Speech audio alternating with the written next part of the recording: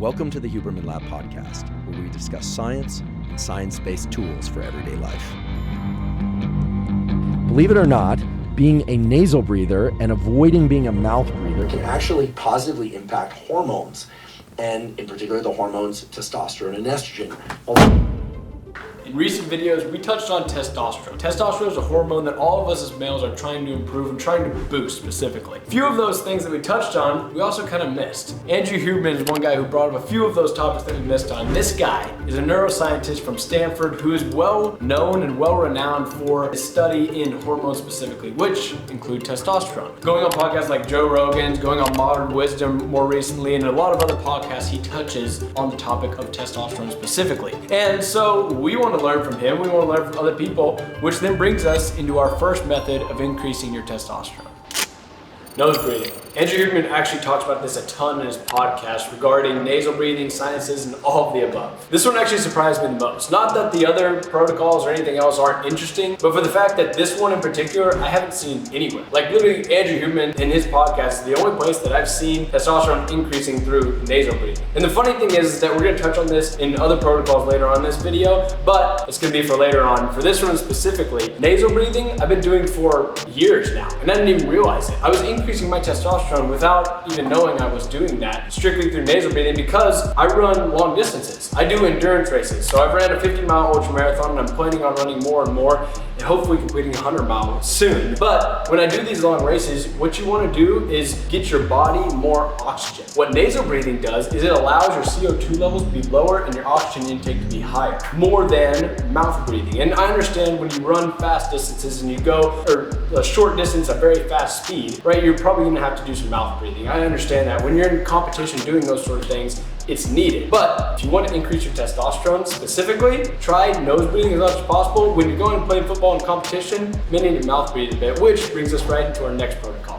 Just competing increases testosterone independent of whether or not you win or lose. The short version of this is that competition increases testosterone. So as he was saying, competition. This has a direct effect on all males' testosterone levels all around the world. And you see, a lot of people understand this, right? Because when you're a kid, you compete all the time, right? When you're actually increasing your testosterone, your hormones are going, like you are in constant competition, not only for sports, not only for athletics, but also competing for a mate, right? All of these things as you're in your teens or early 20s, right? That's okay. But you see, as you start to get older and your testosterone levels decrease, so does your competitive edge. So does that fire and that willpower that you have. And that's one of the reasons why I particularly continue to compete. I go and play basketball from time to time. I go out and I continue to run and compete in sports and do marathons and go swimming and do triathlons and all these things because what it does is it allows my testosterone levels to increase, which then allows my competitive edge to increase, which then creates this cycle. Like Andrew was talking about, there's a cycle of testosterone increasing, which then allows your competitive edge to continue to increase, and it goes back and forth, and it keeps on feeding off each other, so there's not a limit. So you keep on building this, and your testosterone just goes up and up and up, and so this in particular is a factor that a lot of people overlook,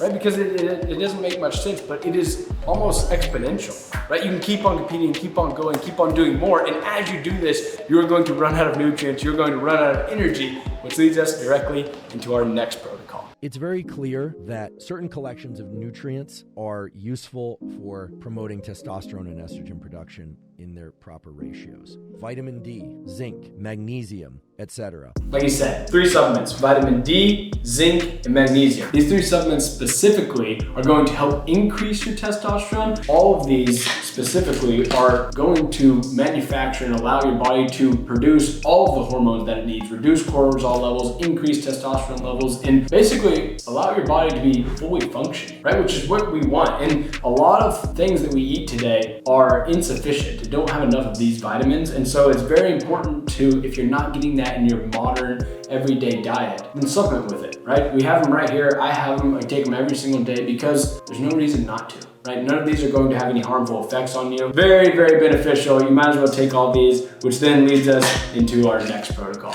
Viewing bright light within the first hour of waking, whether or not it's from artificial light or ideally from sunlight, has these powerful effects on sleep and wakefulness. But we have to return to this if you want to understand how light can impact hormones, because hormones, light and dopamine, have a very close-knit relationship, so much so that your light viewing behavior can actually have a direct effect on hormone levels and fertility. Just like you said right there, us humans are animals, right? Just how animals grow their horns and then they fall later in the year, or how they change from one color to the other, or whatever it may be, that's because they go through typical seasons where they breed, where they reproduce, right? But us as humans, us being Homo sapien animals, we don't have particular seasons where we reproduce and breed. And so our season is that sun, when it rises and when it falls, right? That is when we reproduce. And so when we have our sexual hormones, like we do with testosterone and estrogen, those are affected by the sun. In the light that we receive in our eyes every morning and every evening, just as the sun's going down right now, our testosterone is fluctuating. It is changing.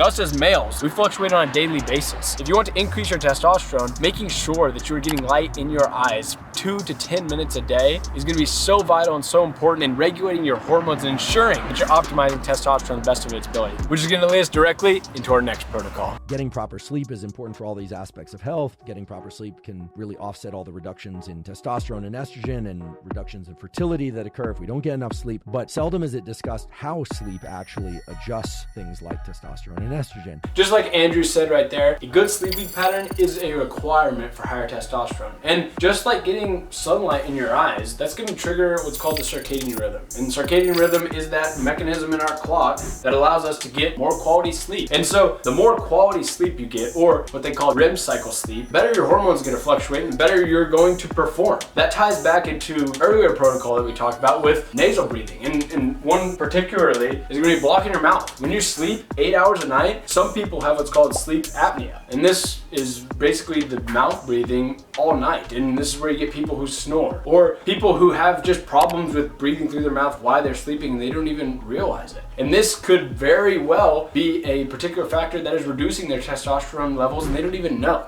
And so blocking, like having a piece of tape like this and blocking your mouth, simply is going to help increase your testosterone levels. So as easy as that, so you can get higher quality sleep, better deep sleep, better REM cycle sleep, and allow you to just function better as a human being, right? So optimizing that is gonna be so important. So if you want, send this to a friend, hopefully one who may have low testosterone levels, and you can help increase it. I know I'd be sending it to Parker as soon as we get done with this video, and it'll probably be better off, right? I got more testosterone in my pinky finger you got in your whole body, pal. We'll send it to someone who may have more testosterone on their pinky finger than you got it. Otherwise, guys, we'll catch you in the next video on Wednesday. Peace.